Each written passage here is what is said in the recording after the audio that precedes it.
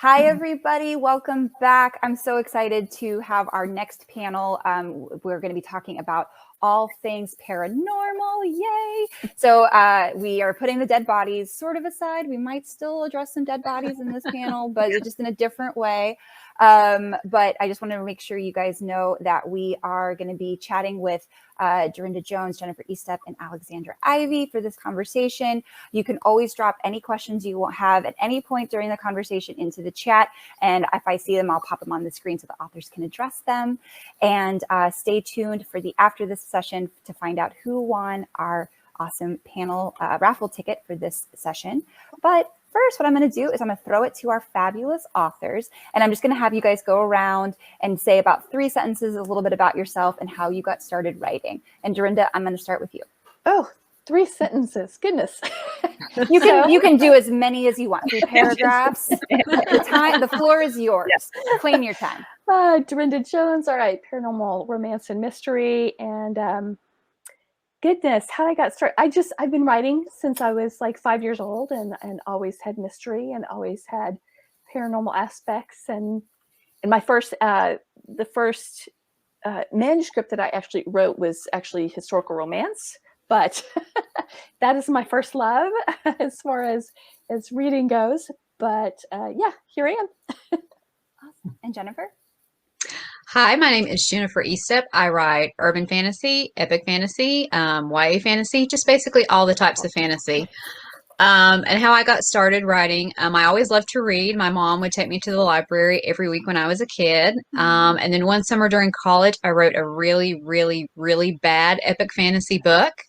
And that will never see the light of day. And I've been writing ever since. I love that. And Alexandra?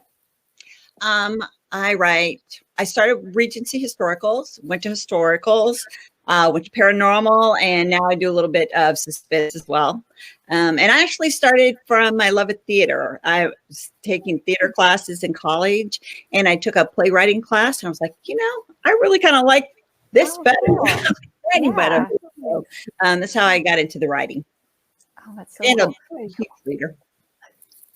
Do you guys remember the first book you fell in love with, Alexandra? The first book I fell in love with was Pride and Prejudice. It just blew me away. But I've been reading forever. So Nancy Drew, I was like Jennifer. I would go to the library every week, and as many books as they would let me take is how many books I would take with me. And Nancy Drew, the Hardy Boys. So I started with those, but my first real love was Pride and Prejudice. What about you, Darynda? I was kind of the same. I loved Nancy Drew. I loved the Hardy Boys. I loved Edgar Allan Poe, Stephen King from when I was young, just all kinds of. But the first book that I really, really fell in love with was Kathleen E. Woodwith's A Rose in Winter, probably, or The Wolf and the Dove. I don't remember. I think The Wolf and the Dove was the one that really got me, but the first one I read was A Rose in Winter. And Jennifer? So I was reading like Babysitter's Club was like the big thing when I was a kid to read, and Nancy Drew and Trixie Belden and all those kind of stories. One series I remember loving, and this is like kind of offbeat, but I love Westerns, and there's a series called Wagons West. I think the author is Dana Fuller Ross, and they were like probably too adult for me to be reading when I was like 12 and 13. But like everyone is named after a different state, and I like read and reread those books. Yes. I remember those. Yeah. That's so cool. That's awesome. So I have to ask this question right off the bat, because we term this in our book club the Darynda Jones question, which is, I want to know about your writing day. So Darynda, I'll let you go second, but I'll start with Jennifer. I'm a full-time author, so it's pretty much a grind like any other job. I usually get up about 8 o'clock, get on the computer, check my social media, check my email, and then I start on whatever writing I need to do for the day about 9 o'clock. Whether it's writing a rough draft or reading through copy edits or page proofs or whatever. And then I work pretty much the rest of the day. I take a break for lunch, I take a break from dinner, I take a nap break. Nice. Very important. So yeah. Awesome. Darynda?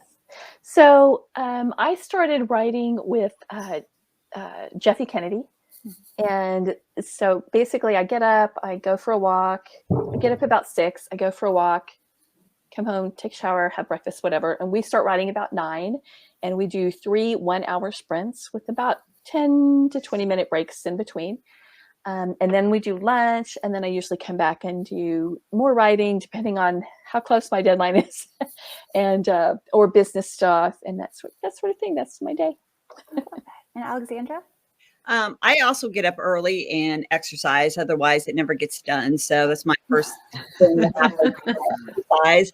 And then I'm a little compulsive when I'm writing. So I usually write the whole day and into the evening until I have it done. I'm just, if I'm in the flow, and then when I have a break in between books, then it's all the business and stuff, And it's always such a drag when copy edits come right in the middle of writing, so then the book has to stop, and then it's like copy edits and then business.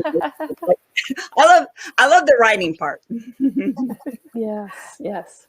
Yeah, I think that has to be the most fun part, is the writing, or actually probably very frustrating too when the words don't come when they're supposed to. Yes, very. Well, and I love that each of you, that we are here for a paranormal panel, but each of you write varied genres. It's like you have this, but you also have so many other things. I want to hear a little bit about your newest releases, of course, but then also like how you approach, like Jennifer, like I'm going to work on my fantasies today, and then tomorrow it's going to be this. Like, do you kind of structure it out like that, or do you, because I know you're also writing multiple books at the same time, all of you. So you have to kind of think about it that way. Darynda, I'll have you start first. Excuse me. So yeah, I always have shiny things that crop up, the new idea, it's the shiny thing. So what I have figured out is that if I just write down my notes, and I mean, sometimes like an entire series will come to me in 5 minutes. So I just write all those notes and put it aside, because I'm really bad. I have super bad ADHD, but I do try to stick with one thing that I'm writing. And like Alexandra said, it's like when other things come in, like you have revisions or copy edits, and it completely, then you have to switch over to that, your mind over to that. So that's kind of, then you have to get back into your project. Yeah. So it can be difficult, but I do try to stick with one book at a time. I don't know. I just approach all storytelling the same way. I don't think of it as a different genre. I mean, it obviously is a different genre. Right. And in this one I can throw in magic, whereas this one, oh, no magic. You got to actually figure out how to do it, how the police would really do something like this. That's harder, by the way. Yeah. That's why a whole panel about it. Yes. Yes. So yeah, that's pretty much it. It's very challenging to dispose of a body and get away with it, as we exactly. Jennifer? Well, I will say my newest release, because you had asked about that, is A Sense of Danger. And this will actually be out on Tuesday. And it is urban fantasy spies with magic. I write in first person. So like Darynda said, a lot of the writing is the same for me. I will, depending on the type of world or story that I'm doing, I will lean really heavily into like tropes or like themes or whatever, like with A Sense of Danger, because it's a spy book. One of the guys kind of like has a James Bond kind of crush or fandom going on and that sort of a thing. So I guess I tend to write to themes more than like, thinking about it in a different way. Yeah, that's awesome. What about you, Alexandra? I have one out Tuesday as well. Yay. Nice. It's Bewitch the Darkness, which is book 18 in my Guardian of Eternity series. So, and I also write suspense books, and really it's so nice to have both, because when I'm done with a suspense book, I really need to not think about murder for I'm disposing of bodies and and my Guardians are really for me like coming home. They're the easiest, funnest, they've been around for 12, 13 years. So they're really a part of my family. My dog's name was after my gargoyle. So those for me are so much easier, and they're just this wonderful break in between. I mean, I love the suspense, but they are, like Darynda said, they are hard to write. So almost like a a refresher for me. So I love writing those. Awesome. Well, yeah, this is perfect. Let's go ahead and start. And I'll go right back to you, Alexandra, since you had the book up and you already tell us a little bit about the new book, what inspired it, and what readers can expect since it's number 18. It is Key and Lock. So they are a vampire and a nymph. And he had been bewitched by her mother into thinking that her mother was his mate. And she is busy trying to kill her mother. So they're having a little odds there. So he's trying to rescue the mother. Wow, I love that. His true mate is trying to kill the mother. So I was like, I really don't have mother issues, but I was about to say, Alexandra, do you have issues with your mom? I had mother issues because I love to make mothers the bad guy. So maybe I'm a mother too. So maybe it's working out my own frustration. But like these are in there. I have a tiny gargoyle named Levette, who is 3 foot with fairy wings. And I call him a cross between Cary Grant and Pepe Le Pew. So, oh wow, I feel like I would have dated that. Yeah, that sounds so great. What about you, Jennifer? Well, A Sense of Danger, like I said before, it's basically spies with magic, and it is also enemies to lovers, which is one of my favorite tropes. Yeah, so. The world, it's basically you have people with magical abilities who I'm calling paramortals, and they can do like all kinds of different things. The heroine, her name is Charlotte, and she basically has a magical form of synesthesia where like she can hear when people are lying, and like she sees things in different colors, mistakes and errors and things like that. So yeah, I had a lot of fun with it, and I would say to Alexandra, somebody pointed out one time that all the moms in my books are dead, so maybe I have mother issues too. Oh my gosh, Darynda, what about you? Tell us a little bit about your newest book. Or your upcoming book. My upcoming book is, I guess I'll talk about Moonlight Magic, which is the 4th in the Betwixt and the Between series, and I started with. It was just going to be a trilogy at first. Well, actually, it was just going to be one book. A book, yeah. As it always starts. This will just be this one. And it's part of the paranormal women's fiction movement, I guess you could say, that we started this thing, and now a lot of people. I think we didn't start the genre. People were already writing this, but they didn't call it paranormal women's fiction. So we did this big effort to make it kind of its own genre, and now a lot of people are jumping on the bandwagon. It's awesome, and we're very yay, come join us. And so this will be the 4th one. So basically what I decided to do was I'm doing 3 trilogies from each of the 3 charm languages. And so this is the first in Annette's trilogy. And what I did, and this is what I've learned my lesson now. I won't ever do this again. I named this character after my adorable sister, who is like the greatest person on the earth, Annette, thinking that she was never going to be her own, get her own books. So, and in my mind, it's very much my sister. Well, now she's going to have her own trilogy. There's going to be sexy times. I don't know. You're like, my sister has Barbie doll parts. I don't think about this. No, I've got to mentally separate these 2 characters now. And I'm like, oh, this is going to be bad. I don't know how I'm going to do this, but I'll get through it. I promise. I made my mother a harlot one of my regencies. So really, she's like, put me in the book. And I was like, okay, you got it. So I made her a harlot. So. Well, and I have my brother Quentin. So I've named 2 characters after my brother Quentin. He's like the coolest person on the earth. And he's Quentin in the Charlie Davidson series. But that character was more fashioned after my oldest son, who is deaf, and this character is deaf. But still, Quentin kind of became his own entity. I didn't have to worry about it, so I wrote a novella with him for 1001 Dark Nights. And I was good with that. It was okay. But then in the Sunshine Vikram series, I named her best friend is named Quincy, which we've always called my brother Quincy. And in the second book, I had kind of an almost sexy time. And that was actually way more difficult to write than I thought. I very much think of this character as Quincy. And like, this is just wrong. This is just so wrong. So yeah, I won't do that anymore. I have learned my lesson. We're done doing that. Yeah. I was going to say, do you have any more siblings left that you could possibly stick in your books? I could. So in, the Sunshine Vikram series, I actually named a raccoon after another brother, Randy the raccoon. And then, yeah, my brother Luther is in, they're all in my books. They've all been in there. Yeah. It's all fair game. I love it so much. Well, now it's like, Jennifer, I have to ask you, would you ever put a real person into your book? Like I don't usually do that. I have a lot of cousins though. I mean, like a lot of cousins on one side of my family.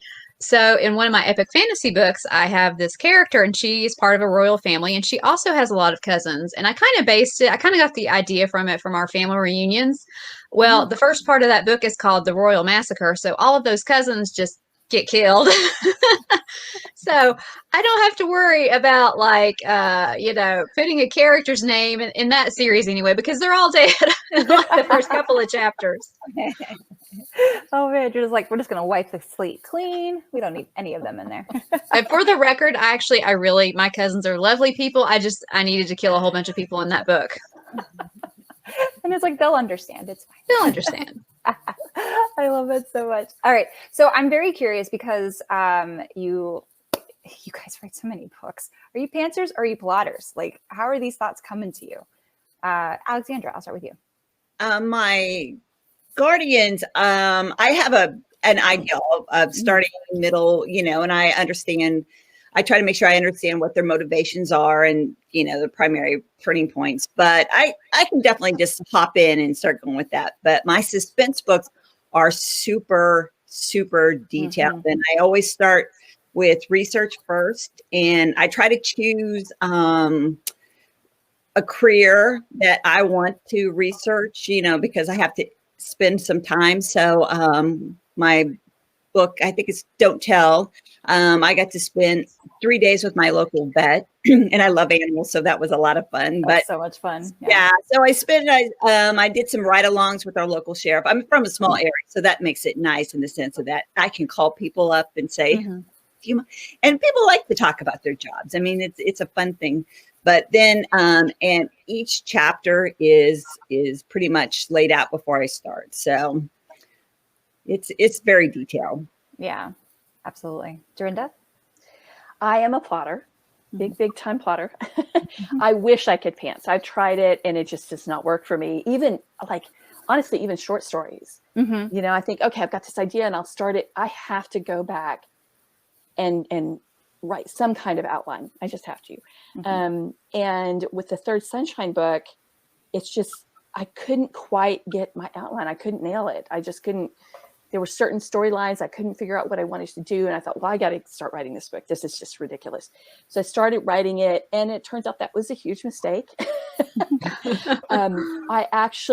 This book was due 2 months ago, if not even longer. I don't even know when it was due at this point. I pushed it so many times. And I had to go back a couple of weeks ago and just start over from the drawing line. I started over with my outline. And then I have an outline and I have what's called a skeleton key. And I just had to redo. It took me 6 days. And now I get to tell my editor once again that she's not going to get the book when she thinks she's getting it. But we'll hopefully she won't, fire me. I don't know if they can fire you, but whatever they do. They're not going to fire you. They're not going to fire you. The book will be out when it's ready to be out. Yes. What can you do? So, but I will say I got it. It's like you have these epiphanies. I know you guys know what I'm talking about. And it's like all of a sudden everything falls into place. And I'm like, there, finally. Oh my God. Why couldn't this have happened 6 months ago? Yeah, the story just wasn't ready yet. Right. And Jen? I am pretty much a total opposite of that. I despise doing outlines with like the passion of 1,000 suns. So I'm pretty much a total pantser. I've tried to be a plotter, but like I find that even if I do like a couple of page outline, I get bored writing the book because I feel like I've already written the book. So for me, it's just better to, I write in first person, so I think a lot about the heroine and her magic and how she can use it to defeat the bad guys. I kind of think about what the big turning points are in the story, like, what's the thing that kicks off the book, what drives the action, what's the big fight scene at the end.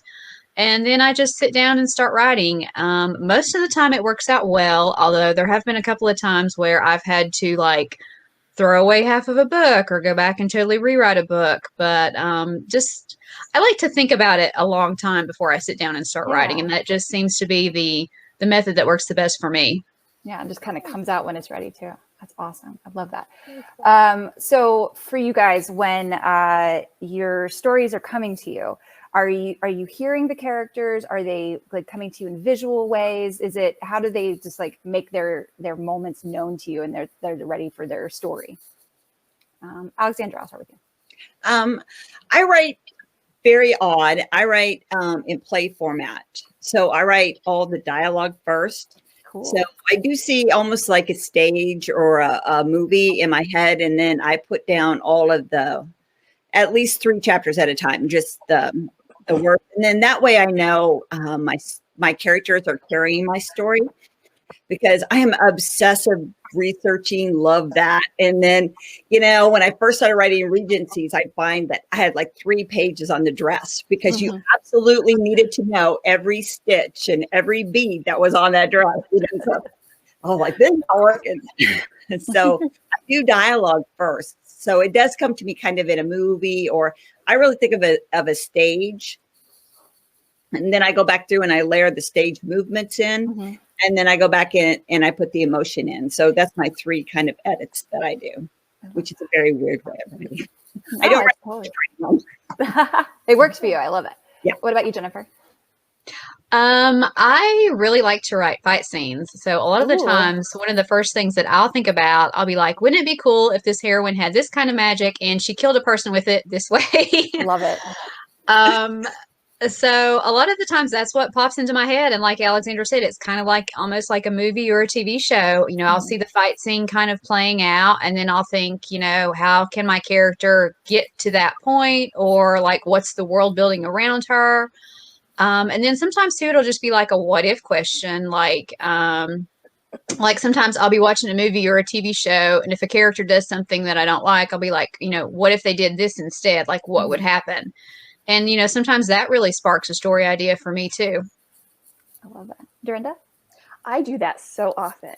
Like something will happen in a television show or a movie or a book, whatever. And I'll be like, oh no, I would have done it this way. And like, and that really sparks an idea. I do that very often. For me, it's just, my characters talking to me and having, I used to do that, what Alexandra did, where I would write like 95% of my books were pure dialogue, and then I would have to go back in and add everything. And I feel like I used to write much faster than I do now. And now I feel like every sentence has to be perfect before I can move on. I've actually gotten very neurotic about it. And so I'm trying to stop, and I'm trying to go back to because that's the way I think. I think in terms of just dialogue, the banter, the going back and forth. I too like writing fight scenes. That's like one of my favorite things. Yeah. I don't know. It just depends. And every once in a while, it will be like a plot point. I'll be like, what if this happened? And then I'll come up with the characters, but it's usually the characters first. Yeah. I love that. Well, I'd love to talk a little bit about building a world and how you approach building your worlds. I think I'll just throw that out to Darynda first. Just like, tell us about world building. It's so funny because, so when I started the Charlie Davidson series, I said it, I considered those books urban fantasy because I started it in this urban setting and it was a normal world with the paranormal world underneath that sort of thing. But yeah, I think that in terms of world building, for me, it always starts with the power or the magic. you know, and you start with that and you build from there. You know, what can they do? What can they not do? What are their limitations? What are their kryptonite? You know, that sort of thing. So that's pretty much where I start. And then it goes from there. And it's so funny because I never even thought of the Charlie books as having that, you know, the world building. And then I got an award for my world building. I was like, oh, really? I do that? I didn't know. But, yeah. What a pleasant surprise. I love that. It was. It was very nice. Jennifer? For me, like Darynda said, it starts with, since I write in first person, it starts with the heroine and her magic. Again, I'll go back to those what if questions. What if she has this kind of power? What if she has that kind of power? And, you know, again, I like to write to themes, like with my Crown of Shards series, it's like Gladiator meets Game of Thrones. And I'm like really lean heavily into the Gladiator tropes. And now with A Sense of Danger, when I started thinking about the world building, I thought, okay, I want to do spies with magic. So what are some cool things that would be useful for spies?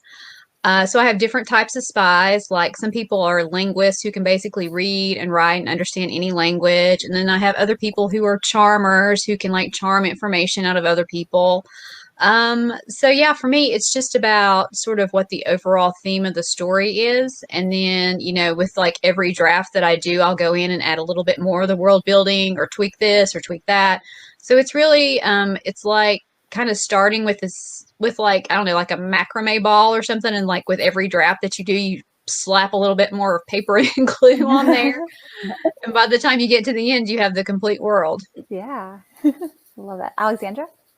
I was like Darynda when I started my Guardian series. I really never dreamed I'd have more than one book. I mean, I wrote it out of my love for Buffy, and I thought, oh, it'd be so much fun to, you know, my little homage to my love for Buffy. So I just threw it out there, and then I got 2 more books, and I thought, this is great. This is cool. So I added some more cool, you know, creatures in, and now I'm writing book 20 and I'm like, oh, I wish I would have really thought about what I was doing and, you know, wrote stuff down and, you know, had like character Bibles and all this kind of, because I did put some super inconvenient sort of limitations on them that I super regret later.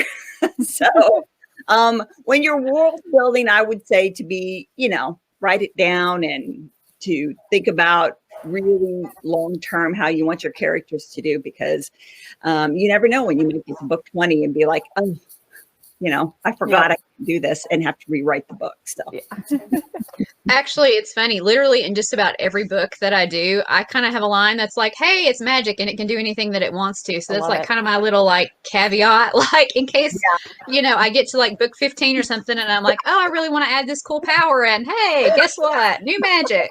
Yeah, it's like, oh, mermaid blood. Yeah. It works. What is your favorite thing about world building? Let's see. Alexandra. My favorite, I love the ability, because I'm a huge fantasy lover. I mean, the fact that Wheel of Time is getting ready to come out is just, I'm just beside myself with joy. So I'm a huge fantasy lover, and I don't think the patience to write a huge fantasy, but I can get a little bit of that in my paranormal, a little bit of that. So, you know, magic and big tales that aren't for just like contemporary, you know, where it's mundane, where it's the daily, where it's, you know, and so it gives me magic. I love that. Jennifer? I like getting to the end. I just finished writing Conquer the Kingdom, which is the 3rd book in my Gargoyle Queen series that won't be out for a couple of years. But I got to the end of the book and I thought that actually came together pretty well. So for me, like when you get to the end of the book and the world building, you know, just really gels for you and makes sense, and you know, you're proud of what you've written and what you've accomplished. You know, that's what I like. I love that. That's so good. Darynda? I think just how limitless it is. It's the only limit is your imagination, and you can do pretty much anything as long as you can, you know, what I find hilarious is like in the Charlie world, I got a letter, something one time about something that actually happened. It was a true story, happened in the real world. And I mean, I don't even remember what it was. I wish I could remember. But I got this letter saying that just was completely unbelievable. So I'm like, okay, so you believe that there are Grim Reapers and that this is the son of Satan and all this stuff. And this thing over here, that's what you didn't believe? She's like, no, it's not believable. That tells me, though, that as long as you can make it believable as a writer, and you just, and not everyone can do that. And so to me, that's the fun part, is that when people just buy into your system so much that they would believe anything except for this real thing, That's hilarious. Yeah. I love it so much. Or they use the rules that you've created for your world as like the base for how all like witches should be, or how all vampires should be. Like, I always love that. Like my vision of the perfect vampire is always the L.J. Smith version of a vampire, because that was the first ones I read, and like they were the ones that made the biggest impact. And so it's like that becomes sort of your canon in a way as a reader. Yeah, absolutely. So if you could be any of your characters across all of your series and books, who would you want to be? And I'll start with Jennifer. Oh gosh. Okay, I'm gonna say Jen Blanco, not for all the fighting and stuff, but just because she's a terrific cook, and I would love to be able to do these like big elaborate meals like she does, even though I don't really have the patience for it in real life. I love that. What about you, Darynda? Probably Charlie Davidson, just because she's just so fun and irreverent, and just doesn't take anything very seriously. I think she'd be fun to become. Absolutely. And Alexandra?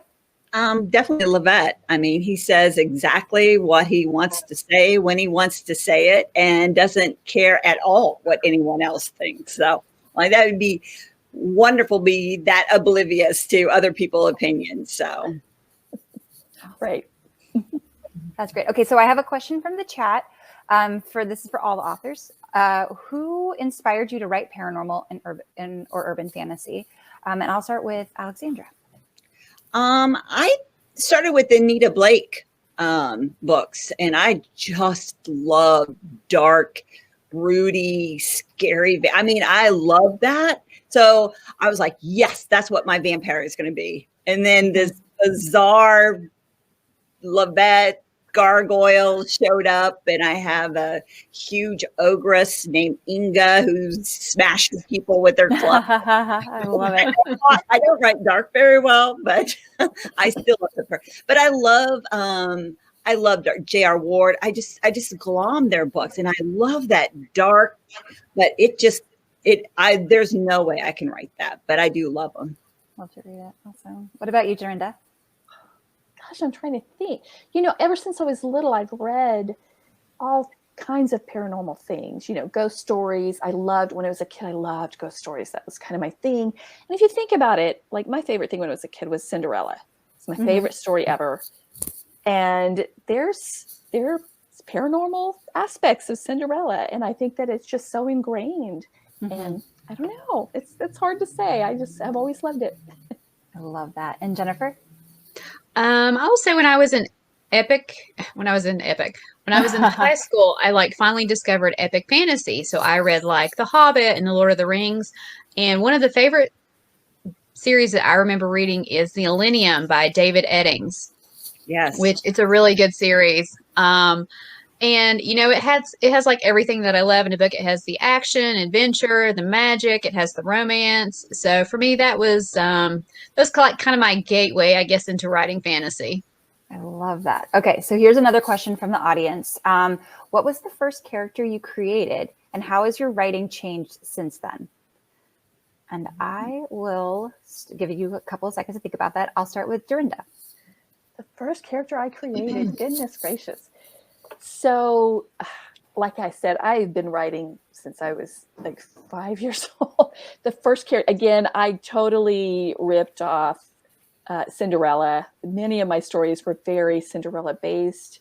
And I think part of that too was my dad died when I was 6. And I think that having lost her father, I think there was that real connection. And so, but as far as manuscripts completed, we'll go with this. Let's go with completed manuscripts.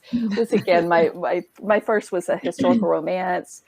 My character's name was Haley, and which is completely not historically accurate for that time period and where I wrote it, but I didn't know that at the time. Yeah, I don't know. I guess that would be her. I love it. Jennifer? Oh gosh. I don't really remember the first characters. I mean, like I said, I wrote the really, really bad epic fantasy that was pretty much like every epic fantasy mashup genre trope you could imagine. As far as the writing goes, I think with every book I learned something new about writing. I think I'm a much better writer, this year than even I was last year, hopefully.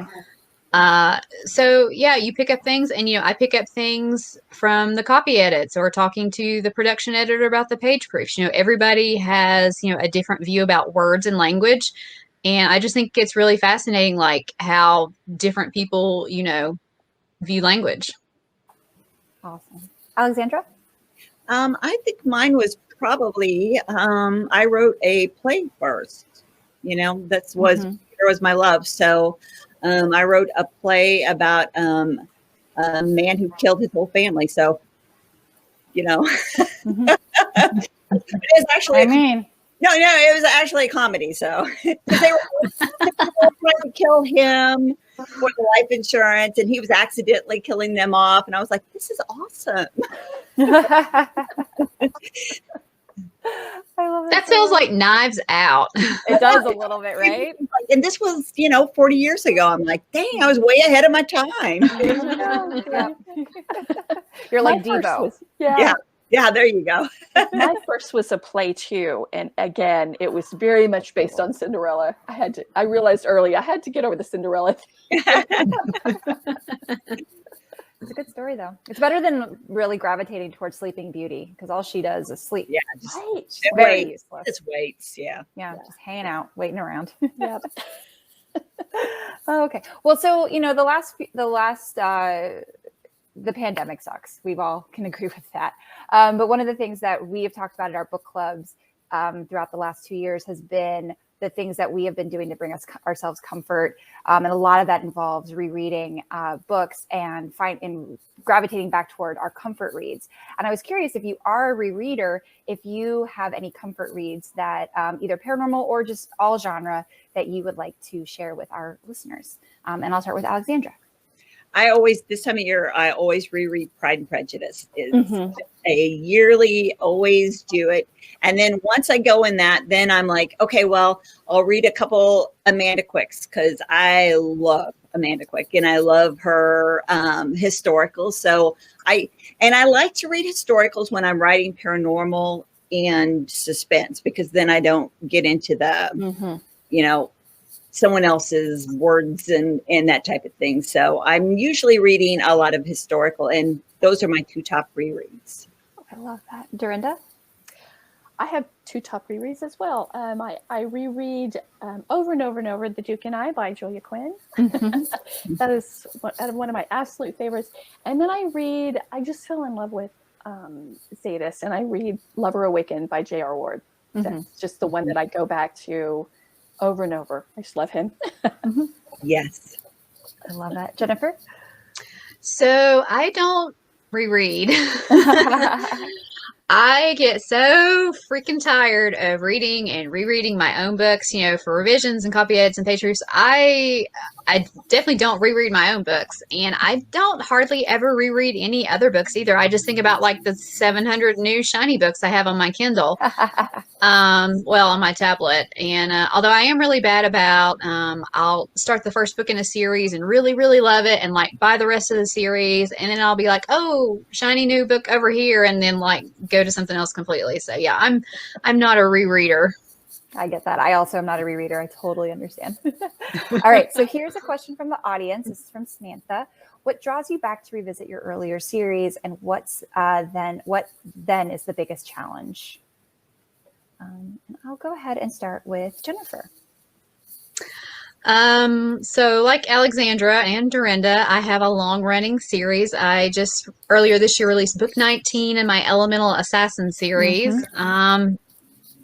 And I've been writing that series like for more than 10 years now, which is crazy when you think about it. Right. Yeah. But I just, I always enjoy, it's like almost like a comfort right for me, if writing a book could ever be comforting, because I know the world and the character so well. It's kind of like having a family reunion and going back and revisiting with old friends. So that's one of the things that I like about it. I love that. Darynda? Yeah, that's me. With the Charlie series, I realized, so when I started the Sunshine Bikram series, I started a different series. I realized how spoiled I had become with Charlie. And because I could just sit down and first person, I just became Charlie. She just flowed out of me, not to say that it was easy. No, I don't think any book is super easy to write, but I was just so comfortable in Charlie's skin, and I could just write and not even worry about it.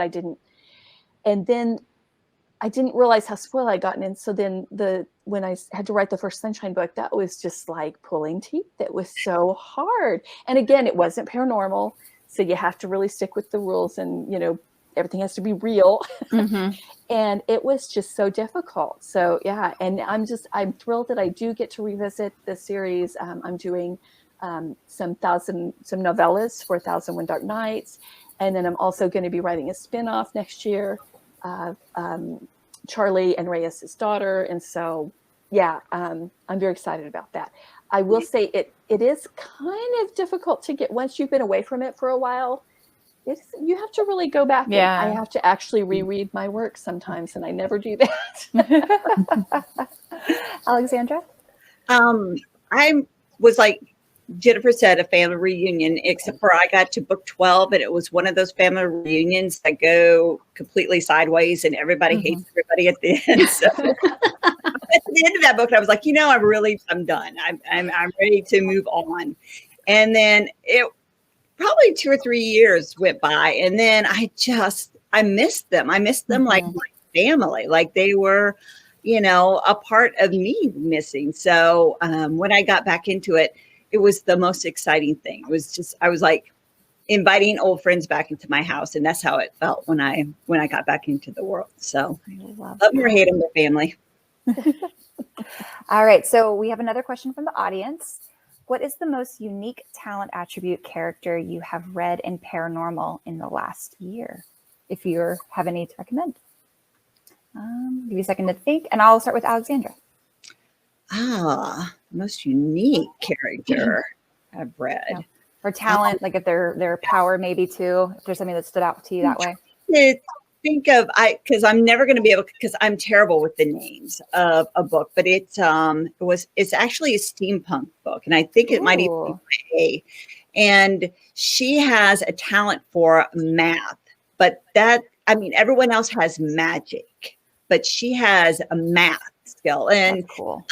It was so unique and so different it's like the magic is overdone. Everyone has magic, and then her unique skill is the math. And I'm sorry, I can't think of but I'm terrible. I can't even think of the name of my own book. So that's but I thought that was unusual it was like turning it upside down, the magical world.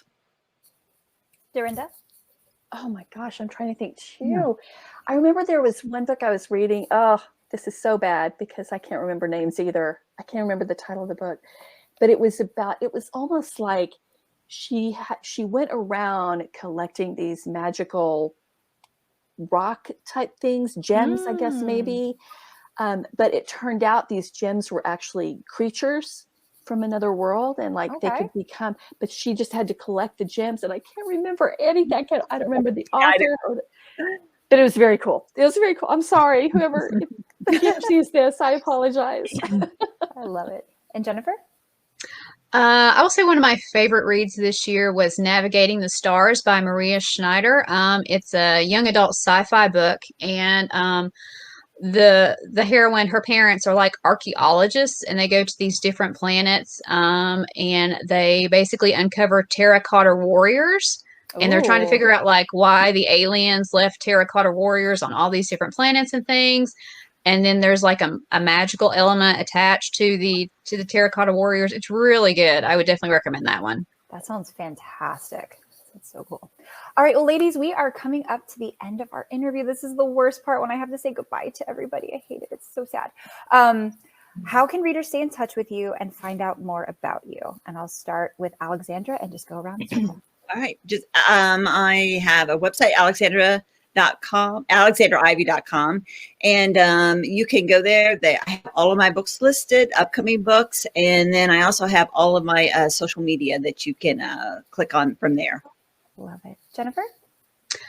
People can find me at jenniferestep.com. You can sign up for my newsletter there. And then I'm pretty active on social media. I do Facebook, Twitter, and Instagram mostly. And you can follow me on Amazon, BookBub, and Goodreads. Love it. All right, Darynda. And I am very fortunate. My mother was very forward thinking. And so I have just Darynda.com because there's not a lot of Daryndas with it spelled that way. And and I'm on obviously all the social media. I do have a group called the Grimlets, if you want to join the Grimlets, because they're like the funniest people on the planet. So I love it so much. All right. Well, thank you to Jennifer Estep, Darynda Jones, and Alexandra Ivy for joining us today for our paranormal panel. You guys can find all of their books anywhere books are sold. Books make an amazing Christmas gift, an amazing holiday gift. They're right around the corner. You can also just bring them to Thanksgiving instead of a pie. Bring each of these books with you. It'll be a great gift for your hostess. And like they said, you can follow them on all their socials, and you can also go to freshfiction.com to find more about them as well. And we are going to take another quick little break before our next panel. But if you have what are we doing today? I lost my thing. If you have the pink ticket, so if somebody in the audience has a pink ticket, like my shirt, you can go ahead and head on over to, I'm sorry, that was the last one. Purple. Thank you. Whoever is about to call me out in the chat for doing this shirt thing again that I already did at the last panel, we're doing purple. I know that's going to come in just a second. We're 20 seconds delayed. Okay, so purple, if you have the purple or lilac, if that's the preferred shade, maybe even like a cornflower, it might be that close to there. Head on over to the Fresh Fiction booth, which is on the expo. You can just click on the left-hand side, click expo, go down to the Fresh Fiction booth and tell Sarah Reyes and show your purple ticket, not your pink ticket. Pink ticket's already gone. And we will see you at the top of the hour. Thank you again to Jennifer, Darynda, and Alexandra. It's been such a pleasure. thank you. Thank you, guys.